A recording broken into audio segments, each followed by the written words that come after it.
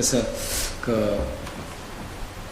그렇지만 하나님께서 또 회복을 시켜주세요. 그렇게 아플 때 제가 참 궁금한 게 있었어요. 하나님, 이게 왜 이렇게 많이 아프게 합니까? 이렇게 궁금했습니다. 궁금했는데 또 하나님께서 분명히 아픈 이유가 있겠죠.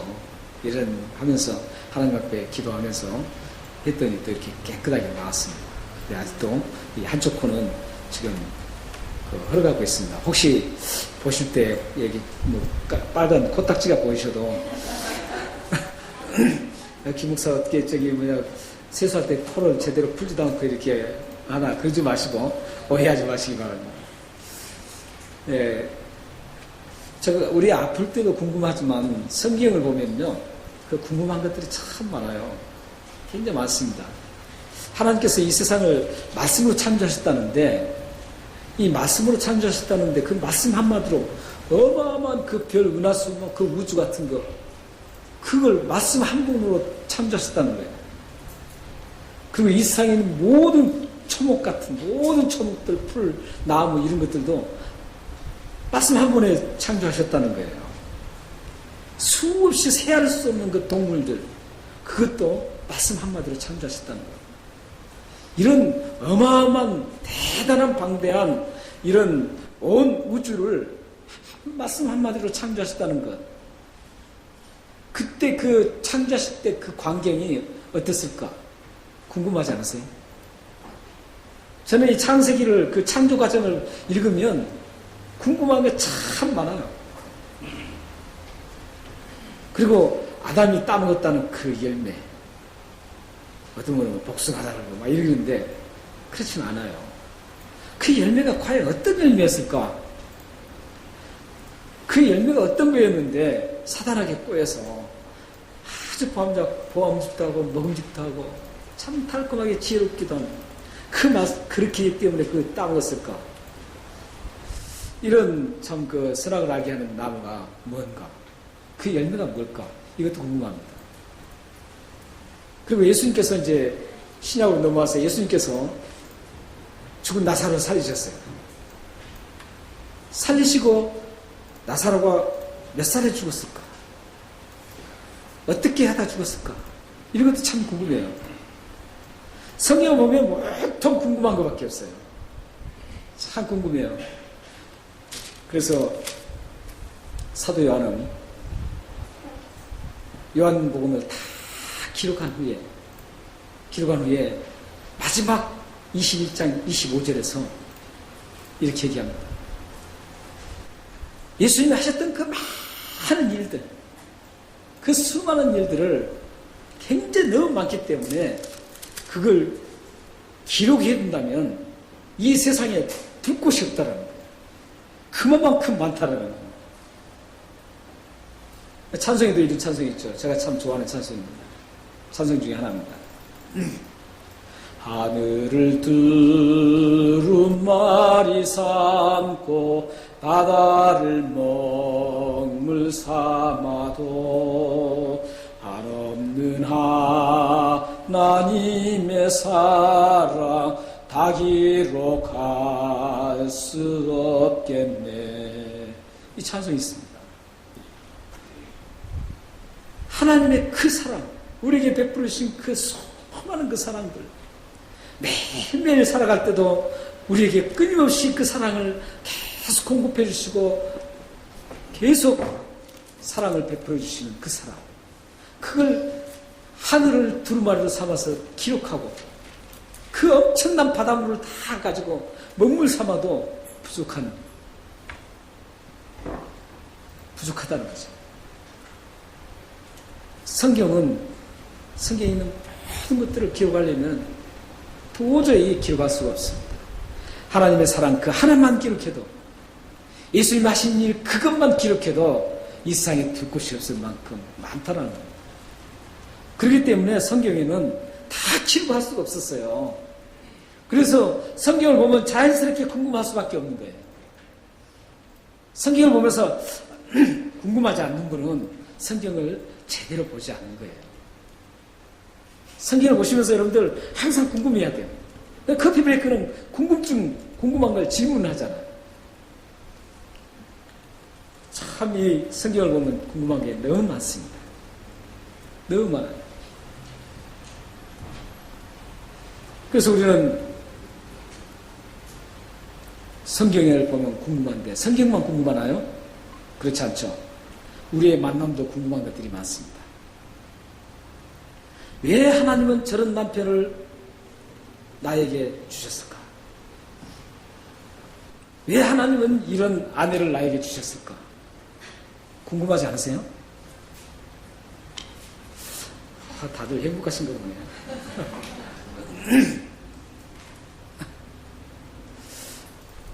아니, 그렇게 궁금하지 않는 분들은 이런 종류에 속하신 분들이에요.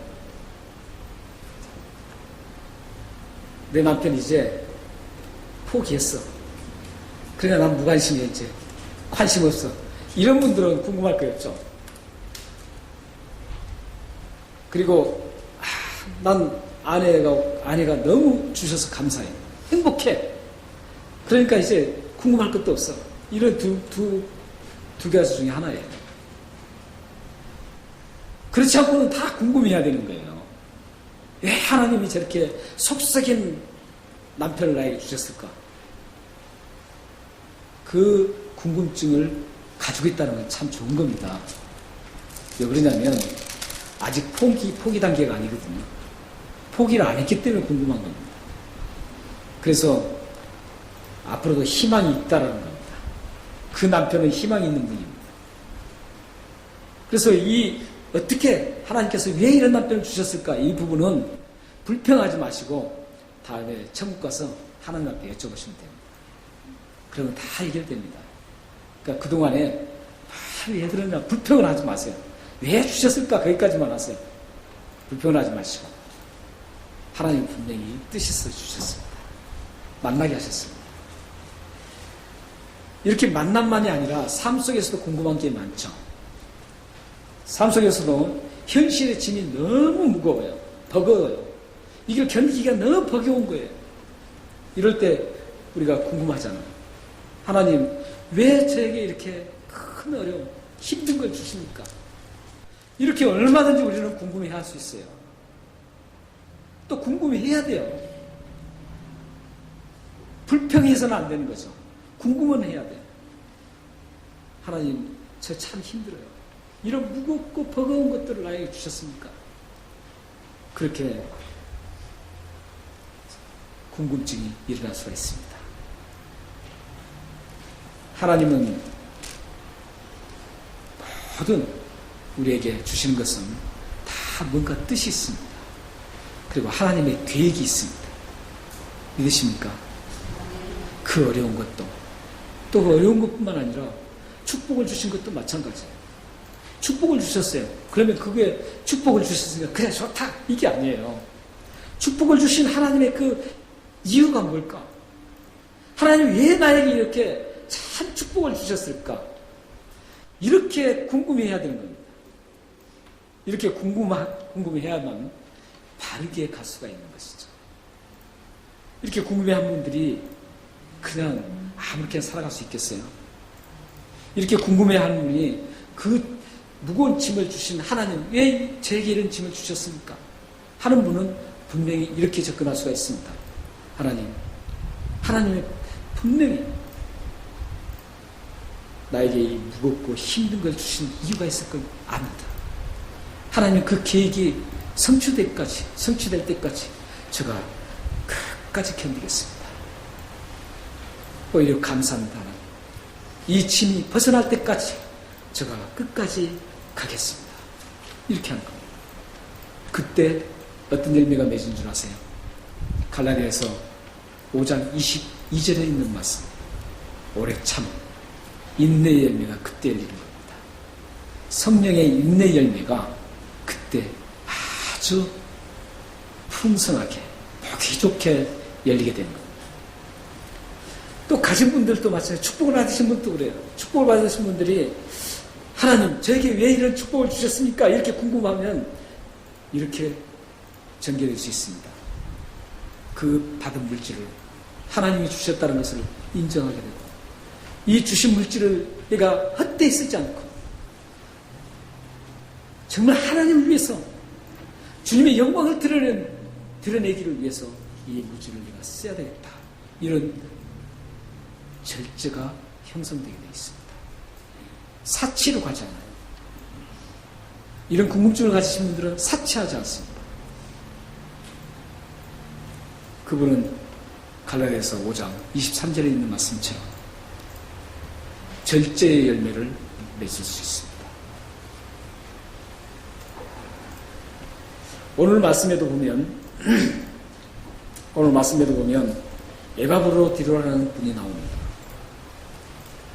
에바브로디도라는 분이 나오는데 이분에 대해서 참 궁금한 게 많습니다. 저도. 그리고 이 부분을 잘 보시면 궁금한 것들이 참 많아요. 이분은 다른 성경에 일체 언급이 안 돼요. 빌립보서 4장 18절에 나오고 오늘 본문에만 나오신 분이에요. 근데 이분이 많은 것들을 노출이 안 돼 있기 때문에 궁금할 수밖에 없잖아요. 성경에 2618명의 인물이 나옵니다. 성경에 2618명의 인물들이 나오는데 그 등장인물 가운데서도 많은 분들이 궁금한 부분들이 많아요. 많은데 그 중에서도 이 에바브로디 같은 경우는 참 궁금한 분이에요. 이분이 언급된 그 4장 18절에는 이분이 어떤 사람이라는 거 언급되고 있어요.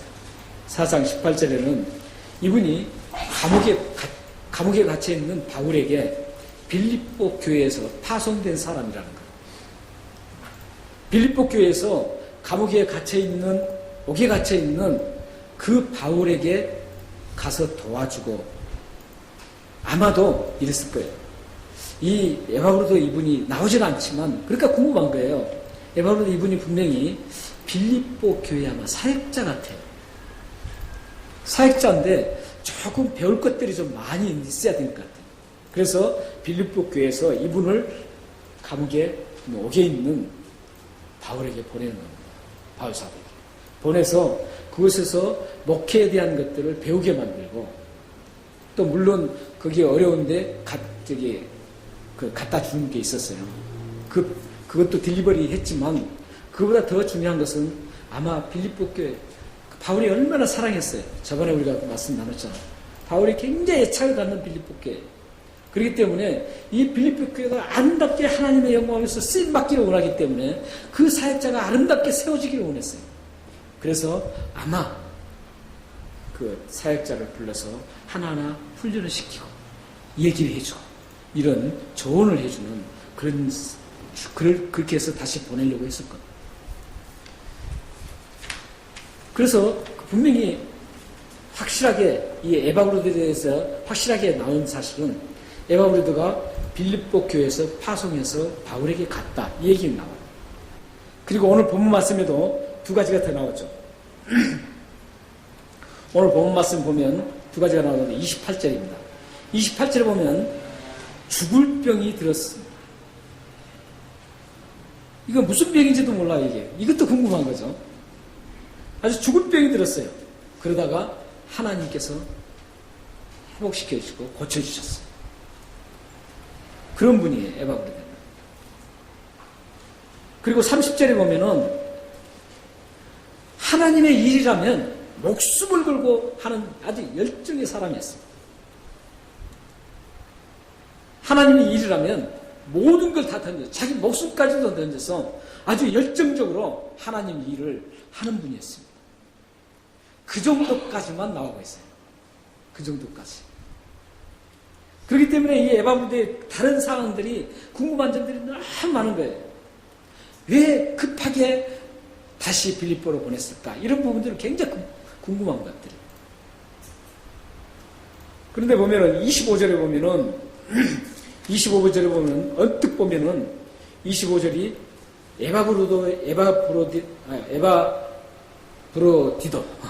에바브로디도의 그 사람의 개인의 신상같이 여겨지는데 그렇지 않습니다. 25절은 어떤 걸 얘기하냐면은 지금 사도 바울과 에바브로디도 이 두 사람의 아름다운 인간 관계를 지금 얘기하고 있는 거예요. 에바브로들의 그 개인적인 신상은 소개한 게 아니에요. 소개한 게 아니라 지금 사도 바울과 그분의 두 관계가 얼마나 아름다운가 이걸 지금 얘기하고 있어요. 그 아름다운 관계를 어떻게 얘기하고 있습니까? 우리 다 같이 25절 한번 읽어볼까요? 자, 시작. 그러나 에바브로들을 너에게 보내는 것이 필요한 줄로 생각하노니 그는 나의 형제요 함께 수고하고 함께 군사된 자요 너희 사자로 내가 쓸 것을 돕는 자라. 형제라는 거예요. 그리스도 안에 있는 형제. 이 형제는 내가 부모로부터 같이 나온 형제보다도 더 친한 형제를 말하는 거죠. 영원히 함께 갈 형제를 말하는 거예요. 이 세상에서만 그냥 끝나는 그런 형제관계가 아니라 죽어서까지도 함께 가는 영원한 천국에 함께 가는 그런 형제를 지금 말하고 있습니다. 그리고 함께 수고했다. 30절에 나왔잖아요. 죽도록 자기 목숨도 아끼지 않고 함께 주의 일에 함께 진력했던 그런 동력자였습니다. 그리고 함께 군사된 사람이다. 군사된 그 싸운 거죠. 군사는 내 마음에 안 든다고 싸우는 그런 게 아니라 영적 전투자였습니다. 자기만을 위한 그 영적 전투자가 아니라 빌립보 교회와 온 우주에 있는 지상에 있는 그리스도인들의 그 영적 싸움을 함께 싸워나갔던 사람입니다. 그러니까 여러분들도요, 이 영적 싸움을 잘 싸우셔야 돼요. 영적 싸움 잘 싸우셔야 됩니다. 영적 싸움에서 실패하면 안 돼요. 군사가 돼야 돼요. 전사가 돼야 돼요. 이 영적 싸움에서 여러분 자신 한 사람 놓고 싸우는 거예요. 그 시시한 거예요. 예수를 믿었다면 내 한 사람 자신을 위해서 싸우는 영적 군사가 아니라 우리 북부 해변 장로교회 공동체를 위해서 싸울 수 있는 분이어야 돼요. 내 가정을 위해서 싸울 수 있는 분이어야 돼요. 내 친구를 위해서, 나의 지인들을 위해서, 그분들의 영적인 상태를 보호하기 위해서 싸워줄 수 있는 그런 영적 군사가 돼야 된다. 나 한 사람만 간신히 싸워서 말이죠. 막 아둥바둥하는 그런 게 아니라 정말 많은 사람들을 위해서 싸우는 그런 사람들이 돼야 된다는 거죠. 최소한 10명 이상은 싸워줘야 되잖아요. 10명 이상은 싸우세요. 여러분 한 사람 가지고도 바둥바둥 하면 안 돼요. 영적 군사는 그런 사람이 아니에요. 앞으로 그래야만 여러분 주의가 영적으로 승리해서 하나님의 영광이 두드러지게 나타날 수가 있는 거죠. 그리고 너희 사자로 내가 쓸 것을 돕는 자. 이건 4장 18절에 나와봤습니다.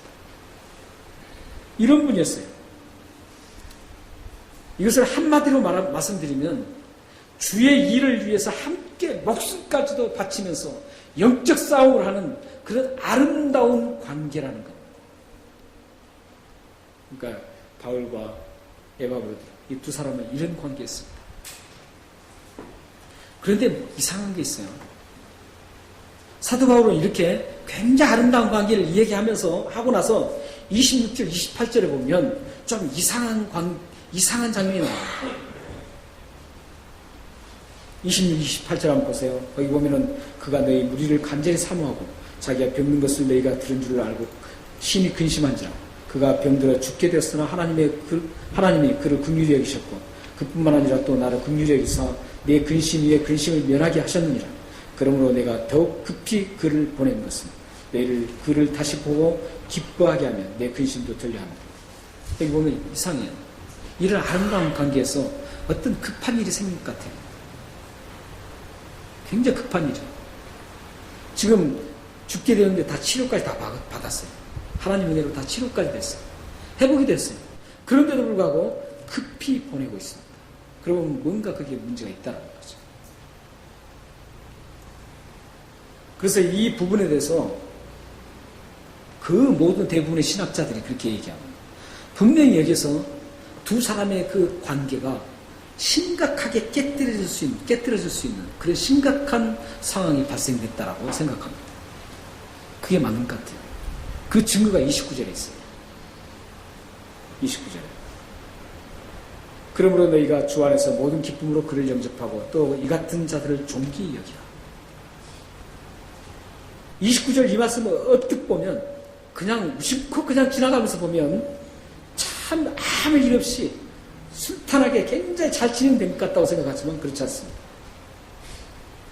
주 안에서 모든 기쁨으로 그를 영접하라고. 기쁨으로 영접하라고. 그 이상하잖아요. 그냥 보내면 기쁨으로 영접하면 당연한 거잖아요. 그런데 기쁨으로 영접하라는 거예요. 그리고 그를 존귀히 여기라는 거예요. 이것을 이를테면 이러는 거죠. 예를 들어서 제가 지금 예멘에 계시는 우리 오정수 선교사님. 오정수 선교사님 열심히 지금 예멘에서 선교 사역을 하고 계세요. 굉장히 어려워요. 예멘이. 예멘이 지금 알카에다의 가장 핵심이 지금 거기 있잖아요. 굉장히 어려운 지역입니다. IS 이슬람 국가하고 이 알카에다하고 둘이 지금 연합을 해가지고 이 지금 막 테러를 하고 말이죠. 얼마나 힘들어요. 그런 아주 그런 곳이 예멘이에요. 그 예멘에서 지금 선교를 하시는 거예요. 얼마나 힘들겠어요. 여러분들 정말 행복한 줄 아세요? 그런 분을 갖다 우리는 참 물질적으로 풍성하게 좀 도와드려야 되는데 그러지 못하고 있는 게 안타까워요. 우리 드리는 물질들이, 우리 후원하는 그 물질들이 완전히 책임을 좀 줬으면 좋겠는데 그렇지 못해서 참 안타까워요. 그 예면에서 지금 선교하시는 이정수 교사님에게 이정수 교사님이 이제 사역이 막 늘어나는 거예요. 늘어나고 좀 힘든 일이 생겼어요. 그때 북배배장에게 담임 목사님, 김석도 목사님 와서 좀 도와주십시오. 딱 했습니다. 그럴 때 제가 갔어요. 가가지고 열심히 잘 도와줬습니다. 막 열심히 도와주고 어려운 것도 막 다 극복하게 만들어 드리고 함께 열심히 사역을 해서 사역의 형태가 아주 아름답게 막 평창이 되고 너무 좋은 거예요. 그렇게 한 다음에 제가 우리 북배부장으로 딱 오면은 여러분들이 어떻게 하겠어요? 와, 목사님 너무 잘했다고, 너무 기쁘다고 이렇게 영접해 주겠죠. 그런데 제가 거기 가가지고 몸이 아파가지고 숨을 말똥하는 거예요. 오영수 선교사님이 선교하는 일까지 방해가 되는 거예요. 오히려 저 뒤치다거리 하느라고 제대로 선교 활동을 못하는 거예요. 그런 상태에서 제가 컴백했어요. 컴백했을 때 여러분들은 어떻게 생각할까요? 잘했습니다 이럴까요? 그게 아니라 김석도 목사 몸 하나 관리를 못해가지고 말이야. 그 어려운 선교사님과 가가지고 더럽게 만들었다. 이럴 거 아니겠어요? 지금 29절 말씀이 그런 상황이에요. 그런 상황이에요. 29절. 근데 어떤 목사님들 설교를 그렇게 하지 않아요. 그냥 뭐 기쁘게 막 연주하고 이 기가 아니에요. 이 부분은 지금 제가 설명해드린 대로 그 부분이에요. 그래서 많은 신학자들도 이것에 공감을 해요. 이렇게 얘기하고 있어요. 제대로 된 신학자들. 이렇게 공감하고 있어요. 지금 그렇기 때문에 뭔가 심각하게 두 사람의 아름다운 관계, 25절에서는 그렇게 아름답게 표현을 했지만 분명히 심각한 관계가 있었다는 거예요. 29절 보면. 그래서 두 사람이 아주 굉장히 깨뜨려지는, 그 아름다운 관계가 깨뜨려지는 그런 심각한 상황이 발생됐는데 바울은 그 발생된 상황을 전혀 빌립보 교회에게 하나도 얘기하지 않습니다. 뭔만 얘기했냐면 아팠다 이것만 얘기한 거예요. 사실 아픈 것만 있는 게 아니에요. 이 말씀을 보면 아팠다면은 아파가지고 왜 그러냐면은 아팠다 이거죠. 그래서 지금 나았어요. 나았으면 사역을 같이 해야 되는 게 원칙이에요. 그런데 28절에 그를 급히 보내. 그걸 보면 분명히 이 문맥을 다 이렇게 조사해보면, 검사해보면 분명히 문제가 있었던 거예요. 아마 큰 문제가 있었던 것 같아요.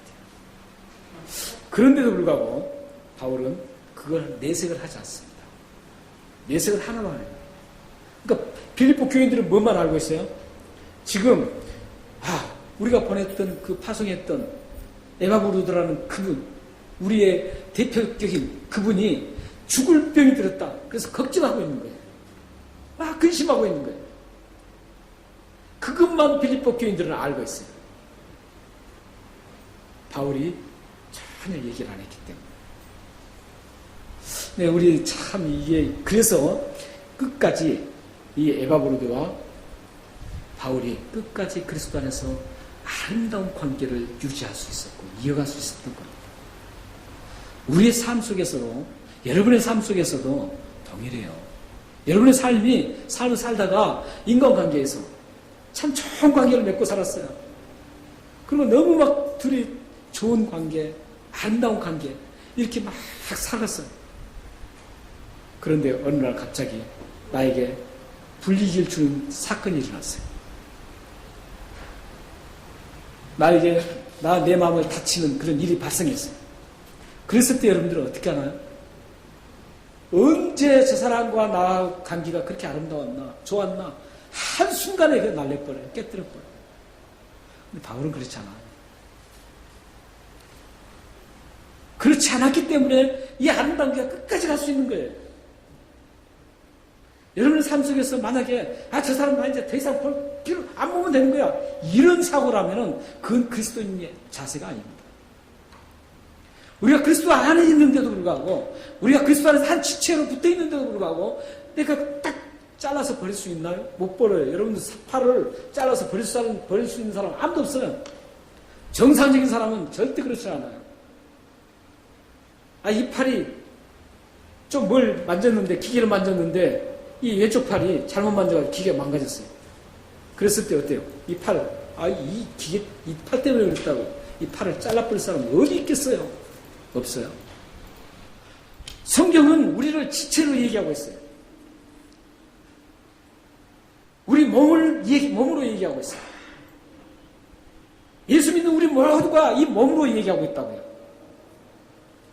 이렇게 몸으로 얘기할 이유는 짤 수가 없다라는 거예요. 그 잘리면 내가 아픈데요? 내가 아파요. 그게 고린도전서 12장에 분명히 나오잖아요.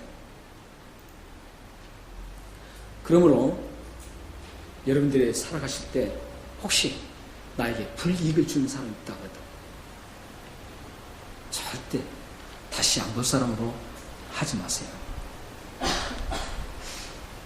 불이익이 있어도 그 아름다운 관계가 계속 이어지려면 여러분들이 바울과 같은 태도를 취해야 됩니다. 바울이 그 발생된 것, 뭔가 모르는데 그것도 하나님 앞에 가서 물어봐야 돼요. 물어봐야 되는데 뭔가 있었는데 그 일을 가슴에 꼭 안고 하나님이 아시기 때문에 다 소화하고 빌립보 교회에다가 전혀 얘기를 하지 않습니다. 우리는 그렇잖아요. 잘못하면 나한테 상처 준 사람에게 상처 주면 어디 갔으면 저 사람 막 그랬다고 막 얘기하잖아. 그러지 마세요. 좋은 건 얘기 많이 하세요. 그러나 나의 상처 주고 이런 얘기들은 하면 할수록 여러분 손해입니다. 손해예요. 언제 그 사람과 어떤 관계로 또 만날지 몰라요. 원수는 외나무다리에서 만납니다. 그러므로 우리는 오늘 이 시간에 우리의 존재는 만남을 소중히 여겨야 되는 존재입니다. 크리스천은 특히 더 그렇습니다. 우리 크리스천은 하나님의 만남은 우연이 아닙니다. 하나님의 깊은 속 안에 뜻이 있고 깊은 계획이 있고 하나님이 그 계획 속에서 함께 뭔가 하나님의 영광을 드러내기 위해서 함께 만나게 해주셨던 겁니다. 그렇기 때문에 우리가 이 만남을 아주 소중하게 여길 줄 알아야 합니다. 그러면 여러분들에게 하나님의 은혜가 풍성하게 쏟아질 겁니다. 여러분의 삶에 풍요로운 하나님의 은혜로 가득하게 넘쳐날 겁니다.